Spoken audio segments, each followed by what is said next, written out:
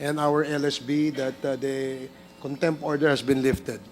So we will now proceed with the interpellation of the members to our resource persons. The first on the list, in this list, is Congresswoman Jinky Luistro. You are recognized. Thank you, Mr. Chair. With the permission of the Chair, Mark Taguba. During the previous hearings, you made mention about various parties which have participation generally in the shipment of goods, and if I may include, in some cases, in the evolution of this you call TARA system, which allows the shipment to avail of the green lane. Some of the parties which you mentioned includes the shipper, the consignee, the custom broker, and even a command center. Do you confirm this? Yes, Your Honor. Mr. Chair, I wish to manifest that the alleged TARA system, which allows the shipment to be exempted from examination, both with respect to the documents and with respect to the physical examination, enable the proliferation not only of misdeclaration, but even of non-declaration. Mr. Chair, it is clear that with misdeclaration and non-declaration, the Philippine government is losing huge amount of revenue. And worse, Mr. Chair, during the interpellation, not only of Mr. Taguba, but even of Mr. Guban, the members ask, since when this TARA system and this green lane have been happening? I recall that they responded with, since time immemorial. I cannot help but imagine how much losses the government has incurred already because of this TARA system, which has been happening in the Bureau of Customs, as they say, since time immemorial. Mr. Chair, with that, this humble representation feels that the government's sovereign power is violated not only because of the losses it incurred, but even because of the laws which were violated. By analogy, Mr. Chair, this is synonymous to double jeopardy. Nalugi na ang gobyerno, winalang bahala pa ang batas ng Pilipinas. This is very alarming, Mr. Chair. And this prompts this representation to go back to the basic, to the fundamental system of the Bureau of Customs. And with that, I wish to direct my next questions to the representatives of the BOC. Please walk us through. Pakikwento po sa sambayanang Pilipino how the shipment, how the importation works, considering the TARA system and the color-coded lane, which has been shared to us by our resource persons. Mr. Chair, may I ask our former commissioner, Commissioner Faeldon,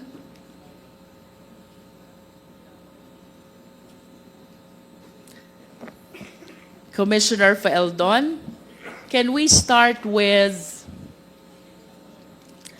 the import clearance certificate what is this document and what agency issues the same? Your Honor, I would like to go to the broader answer to the questions that I will concur with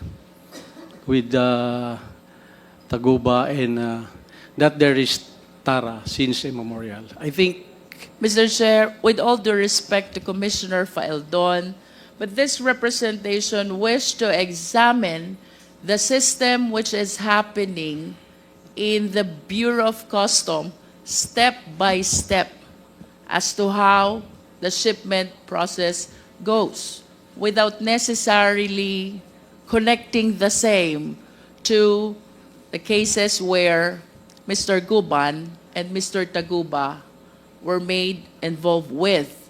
So, ang tanong po dito, Commissioner Faeldon, is the system that we practice in general sa Bureau of Customs. And considering that for a certain period of time, kayo po'y umupo bilang head of the agency, I wish to believe that you have the knowledge about the basic system, the fundamentals which are supposed to be followed or perhaps being followed in the Bureau of Customs. Let's start with the import clearance certificate. Ano po ito, Commissioner? At ano pong ahensya ang nag-i-issue nito?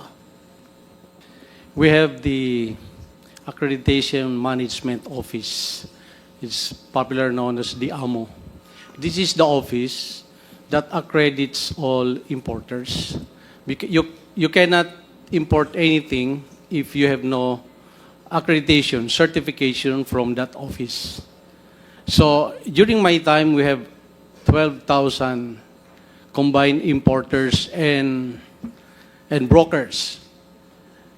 And in 6 months, I delisted 4,000 of these because we have found out that they're lacking of the requirements. Some are found to be erring. So that's the first thing I did as far as trying to control these importers. So that is where the accreditation come from the Accreditation Management Officer. They're the ones who vet those applicants for accreditation so that they can do their importation. Your Commissioner, can you please state again the name of the office which takes care of the import accreditation process? Accreditation Management Office. Sila po yung nagpo-proseso, nagve-vet ng accreditation ng gusto maging importer. Accredited importers and brokers. Will you confirm that if I have intention to import goods, the first step should be to apply an import accreditation? Yes, Your Honor. Without that accreditation, I cannot import goods into the country.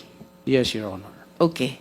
You made mention about 12,000 accredited importers, which later on you deleted the 4,000s because they are remiss with respect to certain requirements. Question po, Commissioner, ano po ba yung requirements natin for purposes of importers accreditation? You have to specify in your application what specific goods you're going to import.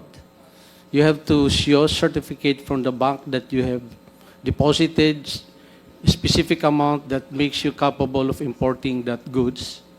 You have a verified office that can accommodate the transactions of your importation, business permits, and so the usual permits that the government issues when you establish a business, Your Honor. For me to be able to inform this office, Commissioner Faeldon, mayroon po ba kayong pinoprovide na form where I should fill in the goods I intend to import? Yes, Your Honor, we have the packing list that you're supposed to submit to the customs list of those goods that you're supposed to bringing into the country. Commissioner, we're still on the process of importers accreditation. Yes, Your Honor. There's different codes of every commodities. But this is not yet packing list, right? Yes, ma'am. Yes, ma'am. Okay. This is international codes. All countries have the same codes of different goods. So we Balikan po natin, Commissioner, yung goods.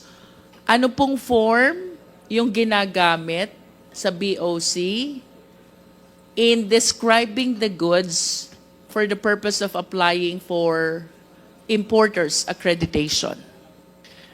I cannot remember the codes. There are thousands of codes, sir, representing specific goods, sir. But But the form is provided by the BOC.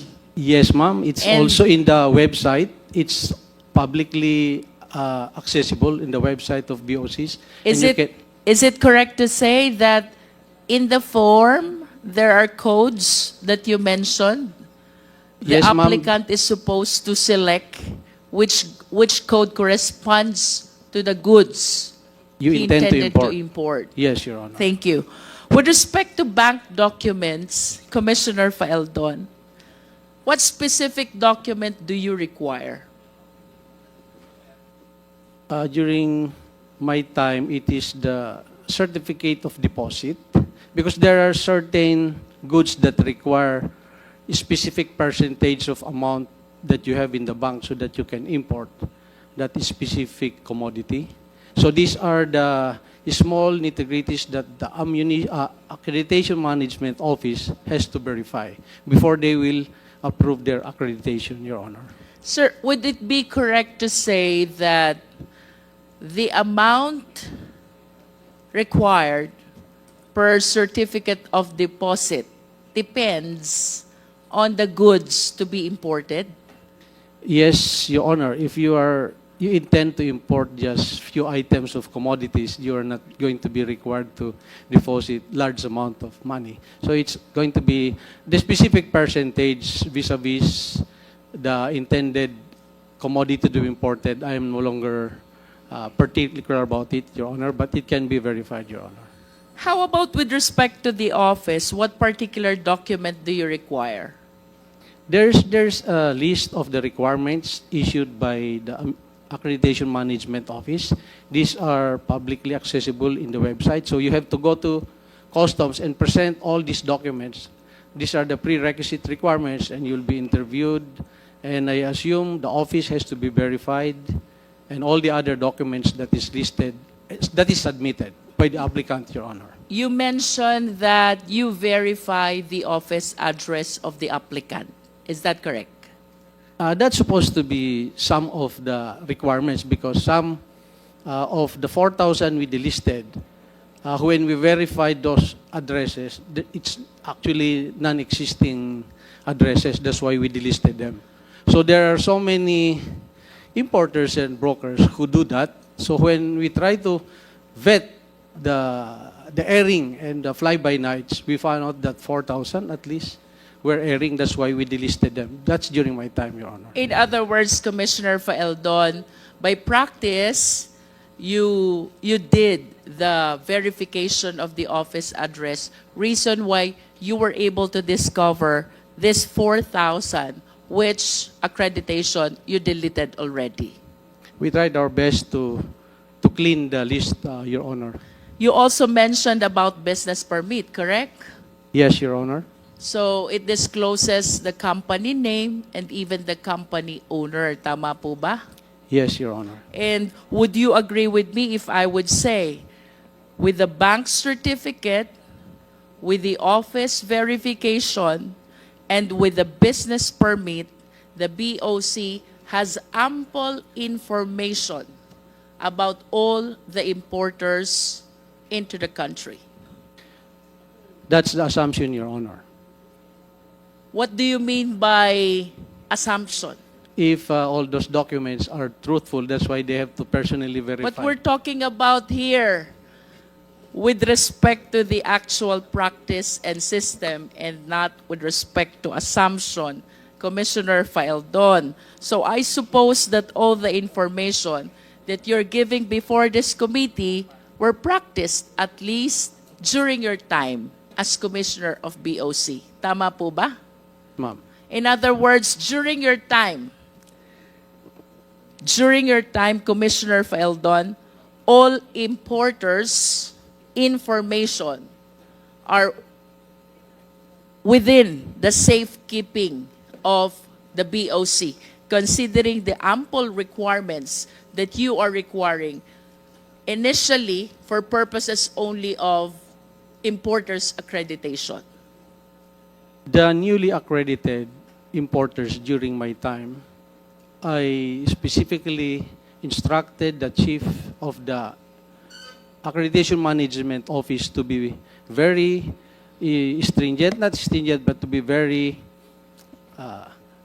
careful about accrediting, because at that time we were delisting more than 4,000. So we do not want to replace them with another erring importers and brokers, Your Honor. In all fairness to you, Commissioner Faeldon, because you were the one who deleted this 4,000 because they are not compliant with your requirements and your rules, it is the humble submission of this representation that having applied that system, then you have all the necessary information about the importers accredited by the BOC.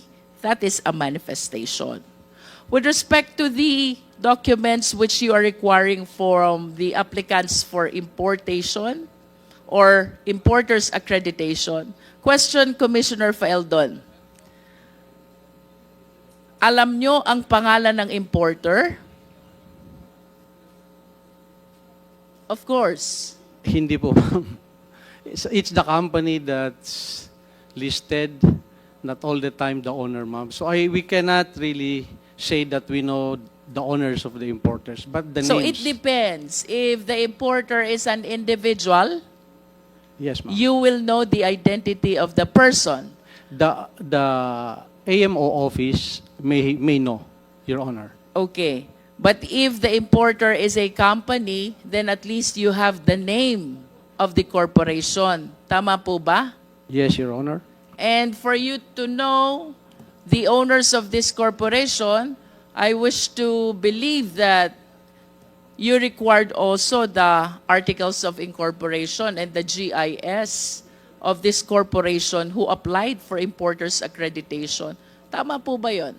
Yes, Your Honor, the usual business requirement. That's actually what we do kapag ka ang applicant ay corporation. Normally, even for purposes of business permit, ang kasunod po nating hinihingi is articles of incorporation along with the general information sheet. Do you agree with that, Commissioner Faeldon? Yes, Your Honor. O balikan ko po yung first question ko. You have the means to know kung sinong importer, whether he's an individual or a corporation, considering the documents that you are requiring during the importer's accreditation process. Verifying the documents in the office, I think the customs has the means to do Yes. that. Yes. But going actually to check on the offices, that is where the customs lack the capability to personally verify some 12,000 offices nationwide. But at least you were able to delete 4,000 up to out of the 12,000 accredited importers, because you said earlier, because of verification process, you found out that this 4,000 are not compliant with the requirements. Some do not have the necessary office address. Tama po ba yun, Commissioner? Yes, ma'am. And some of those who were delisted were frequent violators of import laws. So I checked on the database who are the importers and brokers who have violated some importation laws in the past, and I immediately included them on the list to be delisted in our accreditation, Your Honor. So that's another parameter why we delisted them, Your Honor. Either kulang ang requirements or nagkaroon ng previous violation. Yes, Your Honor. And of the 4,000, not one of them went to court and contest their delisting of their company in the No one accredited. attempted to question why they were I cannot deleted. I cannot remember even one of them who went to court and question their delisting from the accredited, Your Sir, Honor. balikan ko po yung documents na nire-require nyo during importers accreditation process. With those documents, you can determine also the address of the importer, correct? Yes, Your Honor. With those documents, you can determine also the contact details of the importer, correct? Yes, Your Honor. And with those documents also, you can determine also what type of business does the importer conduct. Yes, Your Honor. And you can also determine the affiliations of this importer. Outrightly, I suppose the AMO should be doing a due diligence, AMO office, in checking the affiliations of this, or this applicant has been previously delisted, a company under his name or her name has been previously delisted. Those are the assumptions that the AMO office has to do due diligence in checking those circumstances, Your Honor. And with those documents, sir, definitely we can determine also the nationality of the importer. Of course, because Yes. there should be In a conclusion, nationality sir, written under the SEC or DTI registration, Your Honor. In conclusion, Mr. Faeldon, if I am an importer, generally speaking, it is very difficult to hide basic and important information from the Bureau of Customs. Do you agree? Yes, Your Honor. Thank you. I wish to direct my next question still to the BOC. Commissioner Faeldon, are you aware of this shipment number MCLU 61881? I'd like to request Your Honor to please refresh my memory. I cannot remember that, ma'am. MCLU 61881 pertains to the 6.4 billion smuggling of shabu, equivalent to 604 kilos of shabu, in which case Mark Taguba was convicted for smuggling of shabu by the Regional Trial Court. That is MCLU 61881. Kanina po, Commissioner, you said, you admitted with the documents which are being required during importer's accreditation, walang kayang itagong information ang importer sa inyo. Now, the question is, sino po ang importer nitong 6.4 billion na shabu? Hindi ko na po matandaan, ma'am, kung sino po yung importer niyan. That importation has been a subject of a long court litigation. I understand, Commissioner, but this is an incident which really shook the BOC, especially during your term. Tama po ba yon? Yes, ma'am. If I may... And of course, the first question that you wish to be answered, considering na may nakapasok na 6.4 billion na shabu, sino ang nagpasok nito sa Pilipinas? I want to refresh your memory, Commissioner Faeldon. Walang makakapag-import without the importer's accreditation. You likewise said, what with the ample requirements which are being required from the importer, walang kayang itagong information ang importer from the Bureau of Customs. Now, we are talking about this specific shipment that pertains to 6.4 billion of shabu, which shook the Bureau of Customs and even your leadership of the BOC when this shabu was apprehended in the Valenzuela warehouse. Question, Commissioner. This is something na hindi mo dapat nakakalimutan. Sino po ang importer nito? I would like to be given time to check on who's the specific importer of that shabu, ma'am. But the sequence of that apprehension, I can relate to this court, If Your I Honor. may interrupt, Commissioner Faeldon, would you agree with me if I would say that as head of the BOC, nalusutan ka ng 6.4 billion na shabu, nakapasok sa bansa, that is equivalent to 604 kilos. Diba? The first question that will pop up in your mind, sino ang nagpasok nito? Because you are answerable during that time, at least being the head of the Bureau of Customs. I find it strange that an incident as big as this during the time ay makakalimutan nyo po. This is something na hindi nyo dapat makalimutan because it casted doubt to your Your Honor, leadership as head of the BOC. Ang alam kong nag-import, sila Taguba. But I want to be corrected if hindi po sila ang nag-import niyan. Nagparating sa bansa. Yung importer mismo, in the packing list, because this is, ma'am, if I be given just 1 minute to explain this, so that you are correct, ma'am, the nation has to know the truth about this. You may agree or disagree with me, ma'am, but please give me a chance to. Because this has been tackled by the nation in 2017. This importation, ma'am,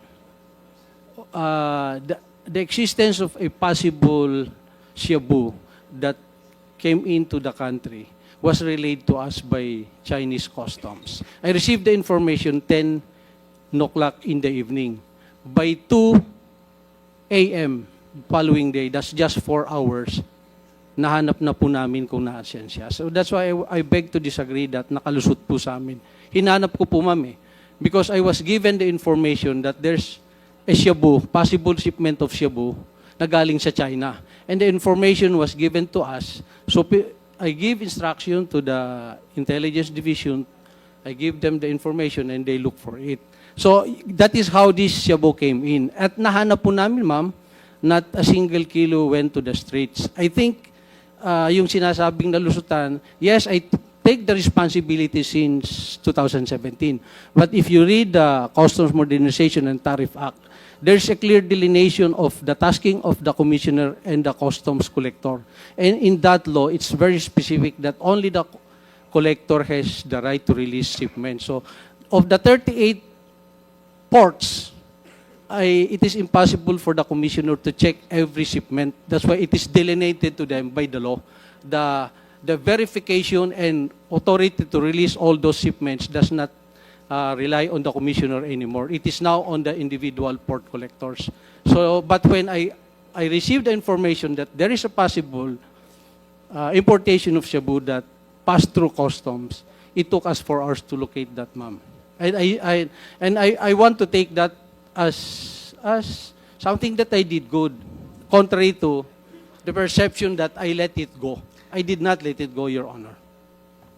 Commissioner Faeldon, let me complete the context of my question. When this representation made use of the term nalusutan, nahuli niyo yung shabu, pero hindi niyo nahuli yung importer. And today, I am asking you, sino ang importer?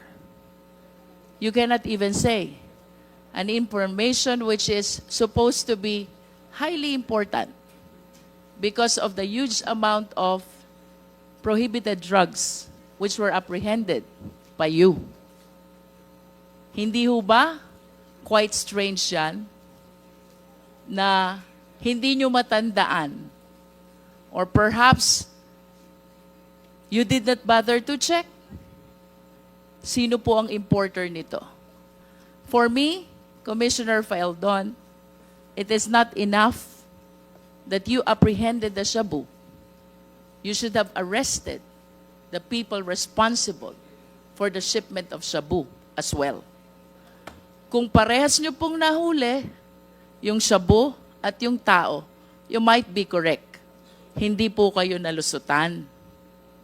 Pero nahuli nyo yung shabu, hindi nyo nahuli yung tao, I hope, with all due respect, you will understand why I use the terminology nalusutan ang BOC. Yes, Your Honor. So let me go back to my question, Commissioner Faeldon. Would you like to... Mr. Chair, in the indulgence of Congressman Luistro, hindi yata sinagot ni Commissioner Faeldon kung sino yung importer. Please tell us kung sino yung importer. I will tell you immediately after I get the name, Your Honor. I do not want to be saying person here na hindi pala siya. I want to make sure that siya po yun, sir. I am asking someone to... Then you do not have it even know verified right to me. now? You're not even sure right now? Ba, pambihira naman buhay ito. You should be sure right now. Kung nakahuli kayo ng ganyan, hindi nyo alam kung sino yung importer? Sir, gusto ko lang sana ma-verify talaga, sir. Kasi Well, you I better cannot tell us remember later the on who. specific name anymore, sir. So, Because look, you'll be accountable to this. Nakahuli kayo ng shabu, inamin mo. Pero hindi mo alam kung sino yung importer. sir, within the day, within this hearing, I will name kung sino po yun, ma'am. I just want to make sure that Thank you, Mr. I will Chair. get Thank the you, correct name. Your Congresswoman Honors. Luistro. Yes. Mr. Chair, Yeah, please if I may proceed. continue. Sir, medyo naputol po tayo dun sa importers accreditation. Let me continue that line, Commissioner Faeldon. Kung meron na pong importers accreditation, then the importer can actually start facilitating the process. Tama po ba? Yes, Your Honor. And what importation documents need to be submitted this time to the Bureau of Customs? There's a packing list that's supposed to enumerate the items and the quantities of these commodities to be imported from other countries. Aside from the packing list, sir, ano pong documents pa ang dapat isubmit sa BOC?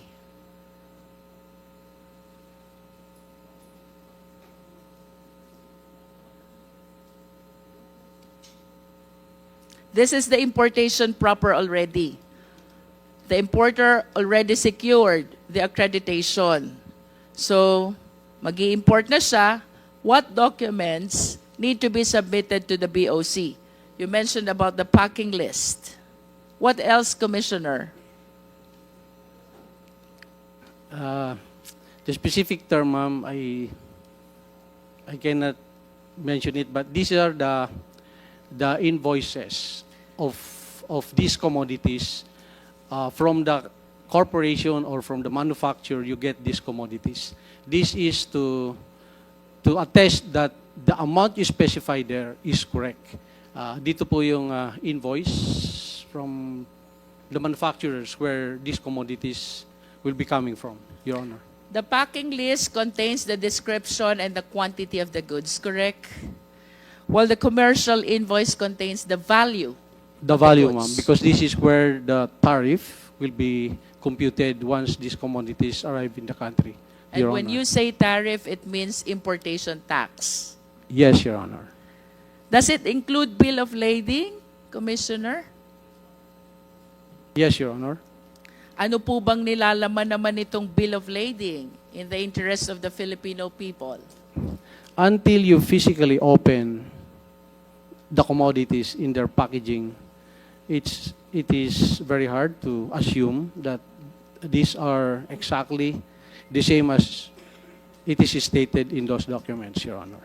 Yes, but with respect to the document bill of lading itself, what do we see from the bill of lading? The shipment where these commodities will be coming in. Can you please cite the information we see from the bill of lading? Yung mga anong barko siya nakasakay, what are the containers, so that this can be tracked. Containers reference number? Yes, sir. Meron tayo. Ma'am, meron yang, these are international numbers that can be tracked by all customs agencies in the world. Kaya po meron number itong mga containers na to. Pag sinabi niyo po bang tracking number, ito po bang binanggit ko kanina about the 6.4 billion shabu, MCLU 600 1881. Ito po ba yung international tracking number? Yes, ma'am. That's why our Chinese counterpart gave us that number, and we were able to trace where that truck was delivered. You are saying that the source of your information is your Chinese counterpart. Yes, Your Honor. Okay. So, what other informations can we get from the bill of lading, sir?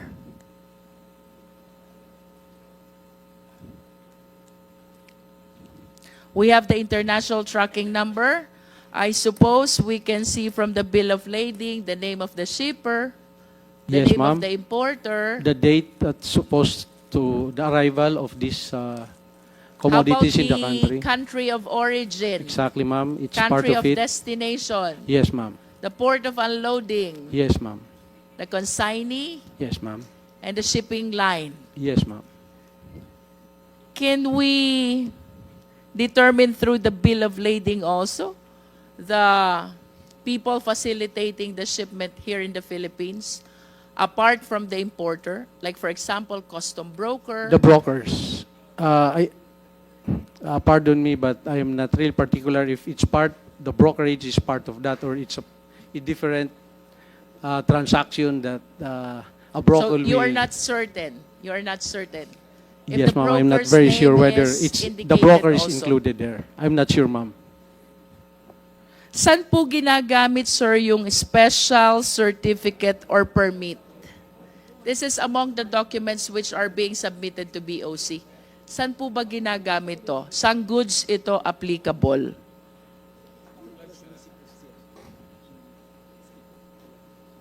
Or what kind of importation requires special certificates or permit? I think some government importation. For example po, The importation of some government requirements that does not require payment of tariff, they may have different and special importation permit, Your Honor. can we cite as example firearms and ammunitions if the Philippine government, for example, is importing some? Yes, Your Honor. Ano po yung special permit na tinutukoy doon? The specifics of the permit, I cannot. And that permit is issued by the Philippine government? They have to get. There's so many government agencies that they have to pass through. There's an approval from the Philippine National Police, from the finance. When you get this special permit, it's a multi government agencies that approves that permit, and Customs Commissioner is not part of those who will approve it. It's secretary levels and multi government agencies, Your Honor. Halimbawa po, mag-import ako ng luxury vehicles. May special permit po bang kailangan doon?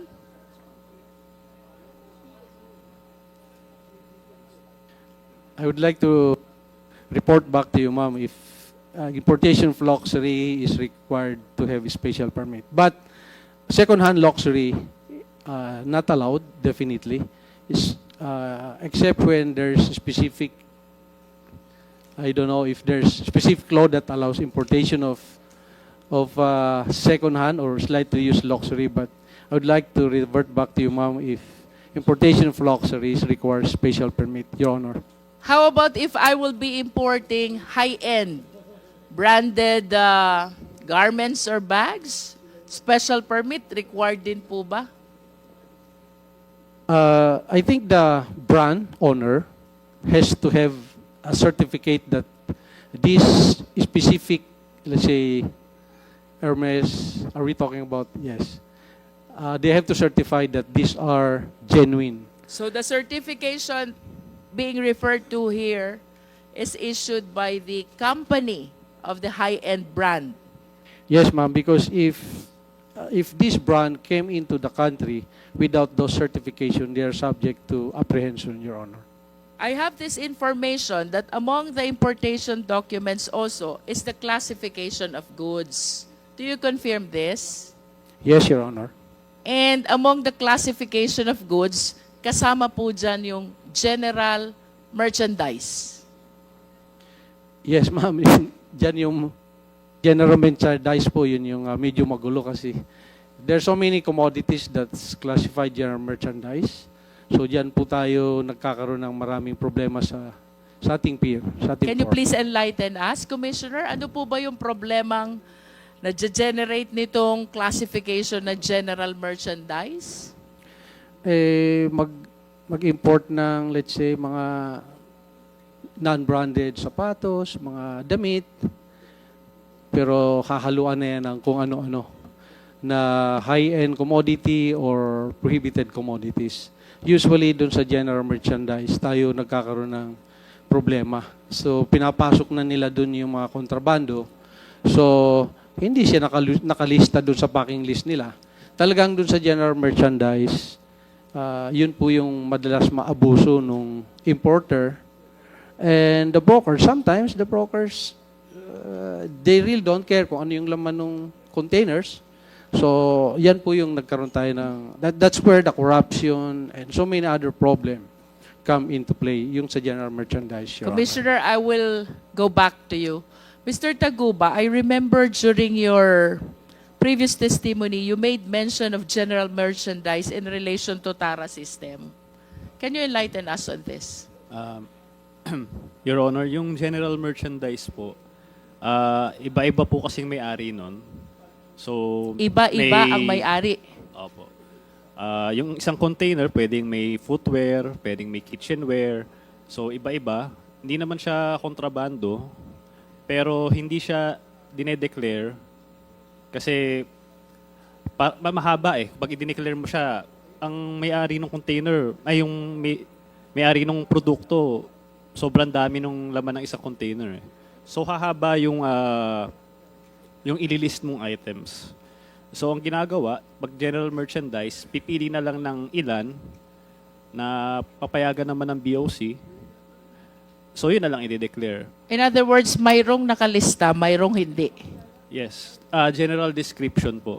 And for some whose intention really is to engage in importation of contraband, sinasadya nila na gamiting classification yung general merchandise para mailusot those which are prohibited. Magagamit po siya sa... Like ganun shabu. din. Pwede po. Yun bang 6.4 billion, if you still remember, Mr. Taguba, was it classified also as general merchandise? Pwede ko po bang i-clarify muna yung sinabi ni Commissioner Faeldon? Yes. Kung okay lang po. Commissioner Faeldon, let me continue with the process, please. Once all these documents for importation are submitted to BOC, ano po bang sunod na gagawin? Let us say that the importation are already loaded in the cargo vessel, in the process of being shipped to the Philippines. What should be the next step?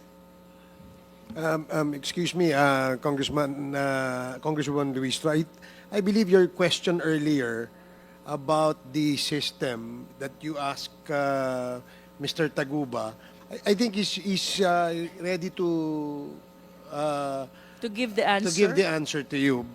Before we ask another opinion from Commissioner Faeldon. So, Your please Honor, proceed. Yeah. Your Honor, nasa akin na yung pangalan ng importer. So, I would like to say it now. Yung tinanong nyo kanina, Your Honor, kung sino yung nag-import. Okay, sige, ganito muna. You hold on to your horses, Mark. Let us listen first to Commissioner Faeldon. Sige, Commissioner.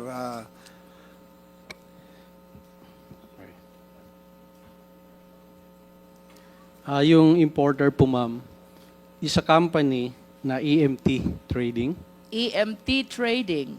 Yes, ma'am. And yung registered owner ay si Irene May Tatad. Nakakulong po yata ito ngayon, Your Honor. I would like Mr. Taguba to correct me if I'm wrong because I think siya yung I think he knows it. Okay, so sige. kung mali yung aking sinabi, I would So, ang consignee dun sa importation na yon ay EMT Trading. Tama, yes, Commissioner? Your Honor. Okay. The registered owner is Irene May Tatad.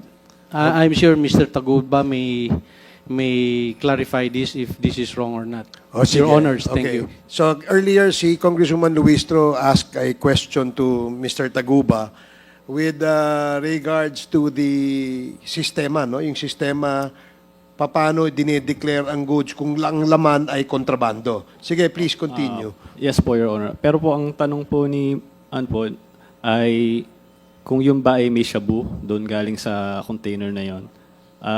Naalala ko po kasi sinabi lang kanina ni former Commissioner Faeldon na merong information from China. So, meron pong nag-testify sa court, taga-BOC, si Rainier Ragos po. Ang tinestify po niya sa court is yung warehouse po, kung saan po yung natagpuan yung shabu. Wala pong container na nakalagay doon sa text message na yun. Excuse me, Mark. Anong ibig mong sabihin? Yung may-ari ng warehouse, ang consignee? Ay, yung sa shabu po na yung sinasabi po niyang information from China. So, an information was shared to Commissioner Faeldon, no? By your counterpart from China. And the information was, merong shabu ang warehouse. Yun po ang information. Pero ang sabi po kasi kanina ni former Commissioner Faeldon, merong container number na binigay. Pero doon po sa korte na nag-testify po itong si Rainier Ragos, wala pong container number. Kasi text message po yun. Warehouse lang po. Mr. Chair, I wish to be Please proceed. clarified. Mark, yun bang nahuli sa warehouse, container ba yun or yung metallic cylinder lang? Yun po. Metallic cylinder lang po. Wala na yung container. Wala na po. Ito po yung timeline po niya.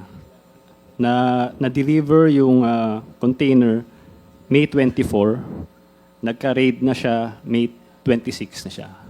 In other words, the other merchandise inside this MCLU 600 1881 were delivered actually to their respective owners.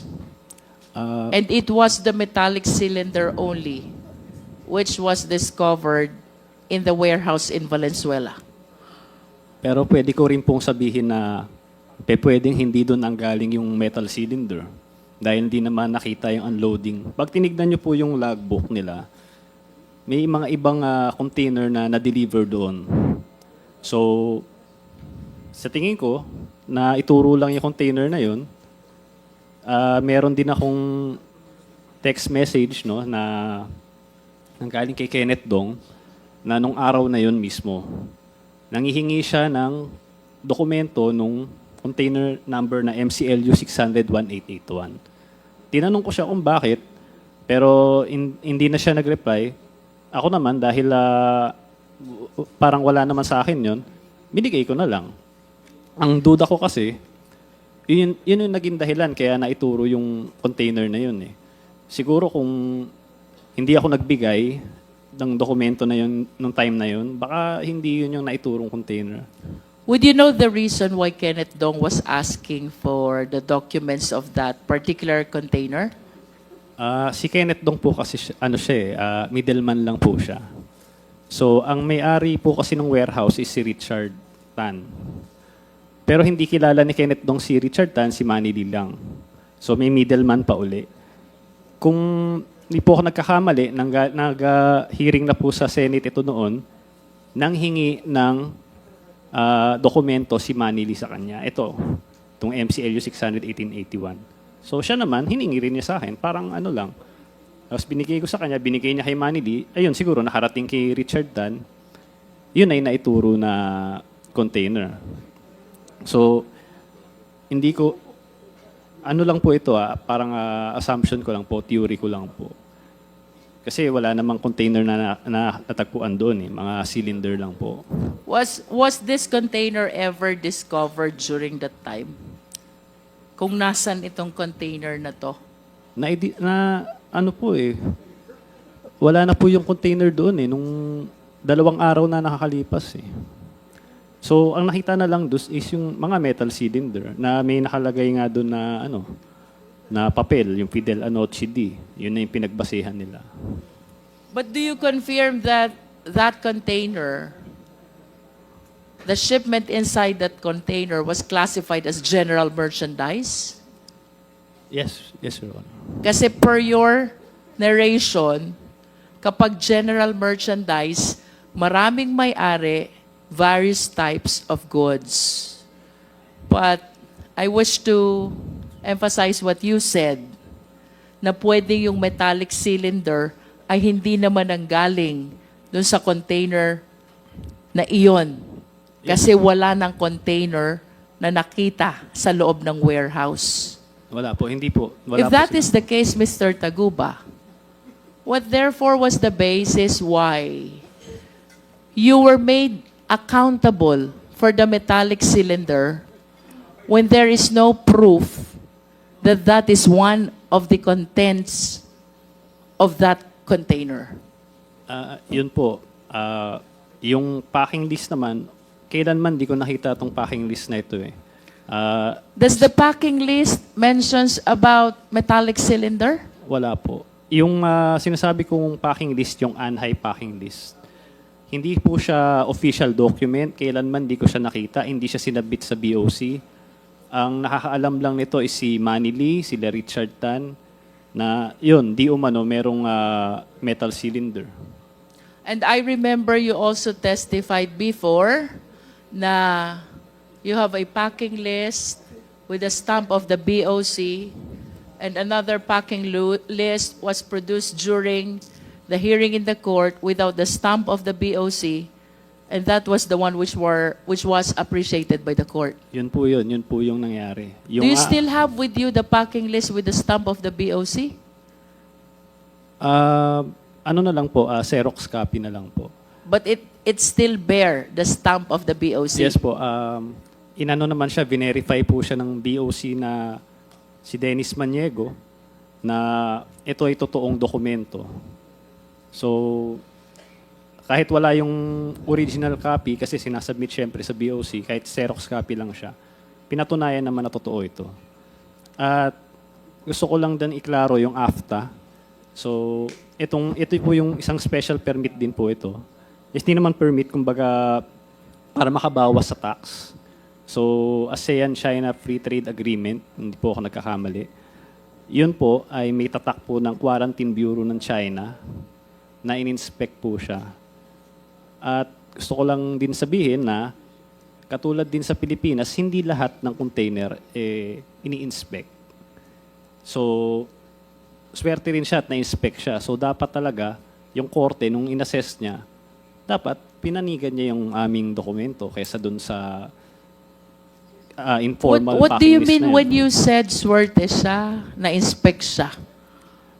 Hindi po lahat ng container na i-inspect. Ganon din po. Hindi ganon talaga. Sobrang daming container. So siya, na-inspect siya. Meron siya tatak ng Quarantine Bureau. Pinatunayan sa korte na totoo yun. Sa You're kasamaang- referring to this MCU 1881? Yes. Your Honor. Okay. And then? Sa kasamaang palad, ang pinanigan ng korte is yung Anhai packing list, na informal packing list na hindi naman sinabmit sa Bureau of Customs. So, yun, hanggang ngayon, inilalaban namin yun. Nag-motion for reconsideration kami with motion to inhibit. So, you anchored one of the arguments where you anchored your motion for reconsideration is the non-appreciation of the packing list with the stamp of the BOC. Yes. Pinaka Okay. number 1 po. Mr. Chair, may I continue? You have 2 minutes. 2 minutes.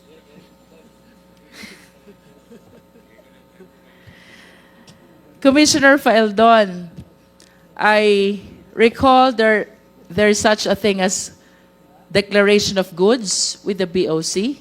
Ano po ito, Commissioner?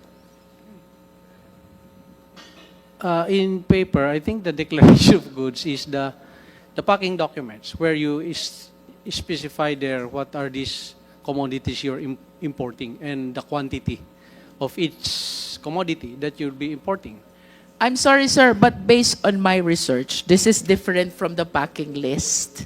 So, what distinguishes a good declaration from a packing list?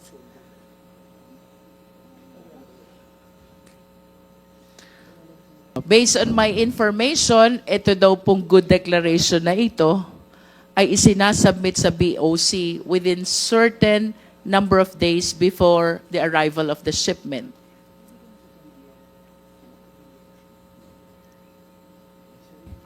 I would like to ask help from the expert if what's the difference between the two, Your Honor.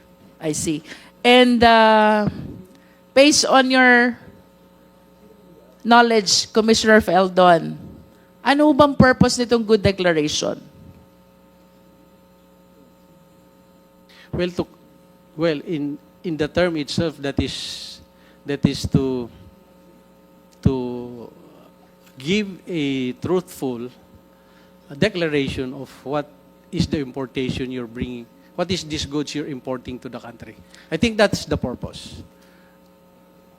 Perhaps it describes also the type of goods and the quantity and the value. That's why my assumption is this is the packing list, because that is where the specific type of good quantity is being declared. Tama po bang sabihin, Commissioner Faeldon, na on the basis of this declaration of goods, the BOC is able to determine whether it will go through the yellow lane, the green lane, or the red lane? Does this good declaration has something to do with the lane where the shipment will go through? Yes, ma'am. There's an office in the customs that does the vetting of those declaration of good. It is our risk management office. Once all those documents were submitted to the customs, they will start to run that into our system, whether this importation will pass through the physical inspection upon arrival in our ports, or X-ray, or will go to the fast lanes. So it's another office that does the vetting of those actual importation. Our office is called Risk Management Office, Your Honor. Let me go back to Mr. Taguba. Is it on this stage that the process or the system in the BOC is being manipulated by the TARA system? Yes. Yes, Your Honor. And which office is responsible to determine under which lane the shipment must go through? Yung mga ano po ba yan? Mga yellow lane, red lane, green lane. RMO po ata. Anong tawag po sa opisina? RMO. Ano pong ibig sabihin ng opisina na yon? Risk Management Office. Kung di po ako nagkakamali. So this is the same risk management office that was mentioned by Commissioner Faeldon. Mr. Chair, considering the vital information, I believe, which can be shared by the RMO with respect to the alleged manipulation of this yellow lane, green lane, red lane in relation to the TARA system, I humbly move that we invite for our next hearing the head of the Risk Management Office of the BOC. Second, Mr. Chair. Okay, there is a motion to invite the risk management officer of the BOC, the head. Duly seconded. Any objection? Hearing none, the said motion is now approved. Mr. Taguba, kung ako mag-i-import ng firearms and ammunition, but I will be enrolling myself in the TARA system, alleged by you. So mapupunta ako sa green lane, exempted ako from document inspection, exempted ako from physical examination, malulusot ko ang firearms and ammunitions without knowledge at all of the BOC. Well, unang-una, hindi po ako papayag na magpasok ng ganyan. That is only an assumption. That is a hypothetical question. Pero, yes po, Your Honor. Yes, because you said the reason why you enrolled yourself to what you allege as Davao Group is to be able to avail of this TARA system, which, as described by Mr. Guban, has been existing in BOC since time immemorial. And the significance of this TARA system, kapag nag-green lane ka, exempted ka sa document inspection, exempted ka din sa physical examination. Do you confirm that? Yes, sir. Pwede ko po bang dagdagan yun? Hindi naman po, katulad po ng sinabi niya, time immemorial po, nandiyan na po yung TARA. Hindi po naman namin ginusto na pasukin yung TARA system na yan. Kaya naman ginagawa yan, siyempre, yung mga negosyante, kung makakabawas ka ng babayaran, gagawin mo. Lalo na kung itong mga nagko-consult, For some, yes. ito pong But for nagpapakonsolidate. some, there is intention really to bring in contraband. Yung iba ang gusto magtipid lang. Pero yung iba, chances are, the intention really is to bring in prohibited items. Would you agree Yes. with me? Yes, Your Honor. Pero katulad po ng sinabi ko, paano naman yung mga maliliit na nagnenegosyo kung yung kalaban nila na nagnenegosyo din, dumadaan sa TARA system, sila naman hindi. Paano nila maibibenta yung mga produkto nila na hindi nila kayang tapatan yung presyo ng mga taong yun? That is just a portion of a bigger perspective, Mr. Taguba. I am more alarmed about the national security of the country considering the manipulation of the entry of goods inside the country. For the information of the Filipino people, based on the previous testimony of our resource persons, kapag enrolled ka sa TARA system, you avail of the green lane, exempted ka sa document inspection, exempted ka sa physical examination. Kung nasa yellow lane ka, exempted ka sa document exemption, inspection, pero hindi ka exempted sa physical examination. Is that correct? Yes po. At Yes, Your kapag Honor. red lane ka, subject ka both to document inspection and to physical examination. Yes po, Your Honor. Okay. Mr. Chair, gusto ko lang malaman kung sino yung naglagay ng mga ganung lane. Yung ba ay due course ng customs o sino ang naglagay nun? Yung red lane, green lane, BOC na po makakasagot po niyan. ang BOC na makakugot nun. Hindi ko po alam. Okay, Commissioner Faeldon, ano po yung sinasabi ni Mr. Taguban na red lane, green lane? Ano po yun? Those classifications, hindi lang po yan peculiar sa Pilipinas. Annually, there's a annual Director General's Conference of all customs chiefs in the world. And these are the best practices that has been agreed upon to do. When I assume, matagal na po siya doon. Ibig sabihin, you confirm na merong ganong classification. Yes, sir, but I would like to disagree on some of the requirements stated by one of our speaker here that when you pay TARA, nasa green lane ka. I would like to disabuse that because there's stringent requirements before you go there. Most of these corporations that are there, these are international corporations who have proven their honesty in importing commodities. You cannot be importer today and be at the green lane tomorrow. So, I Commissioner Faeldon, you affirm, you confirm that there is a TARA system.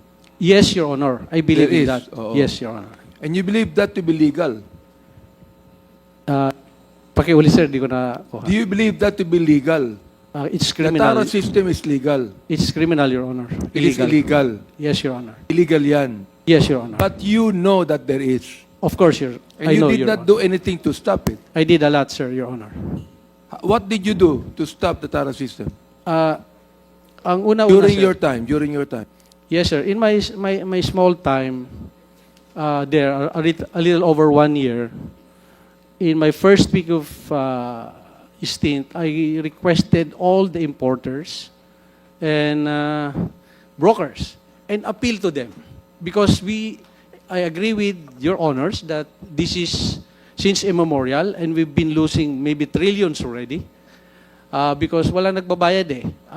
Si Mr. Tagupa sinasabi niya gusto makabawas eh. Ang samang pakinggan eh. Kasi ginugulangan mo na kagad yung bansa eh. Gusto mong kumita, so bawasan mo na kagad yung tariff na babayaran mo. Talagang hindi pwede yan. So I appealed to them.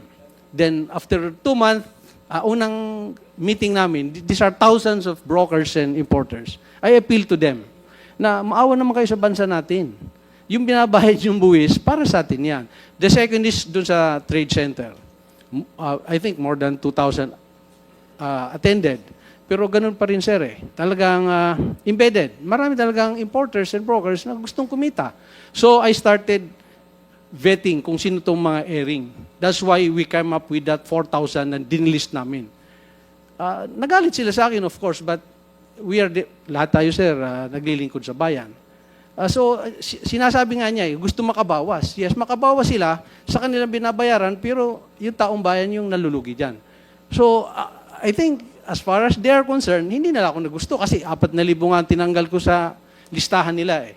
So, those are the process na ginawa ko, Your Honor. Talaga pong, Commissioner, ang sinabi ni Mark Taguba, gusto nilang makabawas, kaya sila yung nagpupunta roon sa classification ng lanes. Tama ba ako, Mr. Taguba? Pwede ko po bang sagutin yung sinabi? Go ahead. Sige po. Sagutin nyo.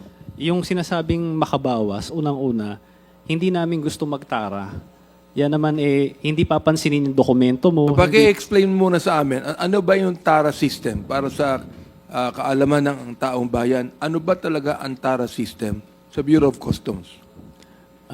Lagay ba yan? O ano ba yan? Lagay po, grease money po ito, tara. O ibig sabihin, the TARA system is grease money.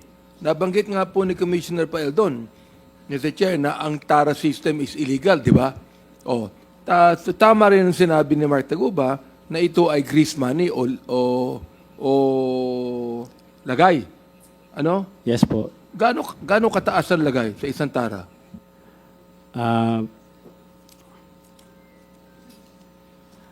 Maabot po ng 10,000 kung di po ako nagkakamali. Per container? Per container.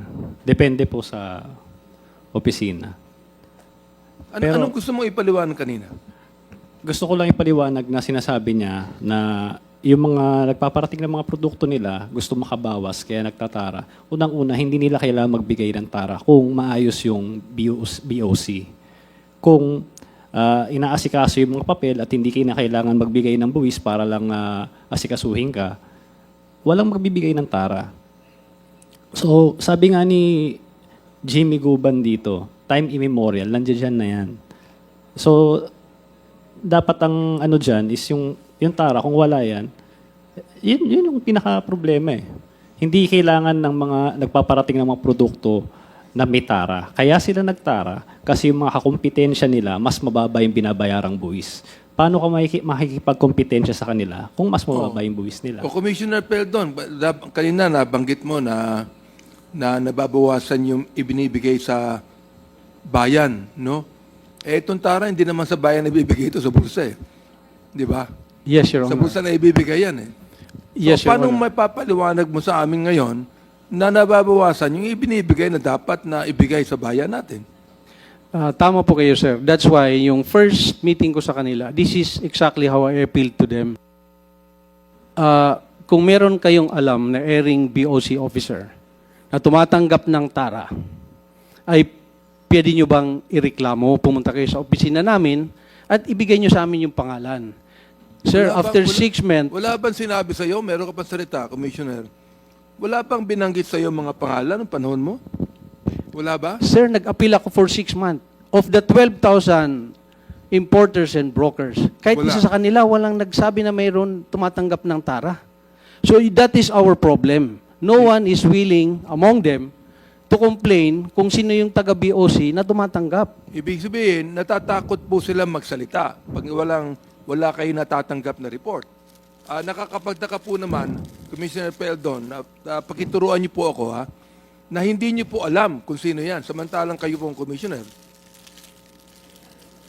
Your Honor, ang hirap pong mag-akusa ka na wala kang ebidensya. That's why sinasabi ko, tama po, I believe na may tara. That's why in my first 6 months, I appealed to them. Please go to our office and let us know kung sino po itong meron tumatanggap ka bang ng salita? tara. Hindi talaga maalis ng korupsyon. Pag ganyan. I would Ngayon, like to ask also, sino po yung ating ano ngayon? Miss Commissioner La Peña, kayo po ngayon ng ano? Sino ang ating ano ngayon? Sino ang ating BOC ngayon? Mr. Chair, Sige po. I just want Yes. to manifest that I am Yes. yielding whatever time is remaining for me to Chairman Abante as I need to move to my other committee for a hearing. So you're yielding your time to... Yes, Mr. Chair, and I am soliciting the 'Cause the, permission of the chairman yeah. to leave this Because committee the hearing. interjection was so long. That's the reason why? Okay, thank you so much, Congresswoman Jinky Luistro. You can proceed. Mr. Chair, that was not Co-chair. actually interjection. It was actually Commissioner Mr. Chair, Congressman Luistro Mr. Chair. has already this one is very Yes. short, really. This one is very short, just to wind up. Okay, Congresswoman Jinky Luistro, you are recognized. About the manipulation of the yellow lane, the green lane, and the red lane. Yung sinasabi po ni Mark Taguba, gusto makabawas, gusto makatipid. That is in as far as the revenue generation perspective of the government is concerned. But I wish to invite the attention of the committee to a bigger perspective. Ang pinag-uusapan po natin dito is not only misdeclaration, but even non-declaration. Paano kung may magpasok ng bomba? Paano kung may magpasok ng mga firearms and ammunitions without the necessary declaration? And what if the consignee, the end user of this importation, are terrorist group? I hope we appreciate the possibility na baka hindi lang po income ng gobyerno ang nawawala. Baka hindi lamang po batas ang nava-violate. Mr. Chair, I lament that with that existing system as alleged by our resource persons, we are compromising already even the national security of our country. That is a manifestation, Mr. Yes, Chair. thank you so much. And with that,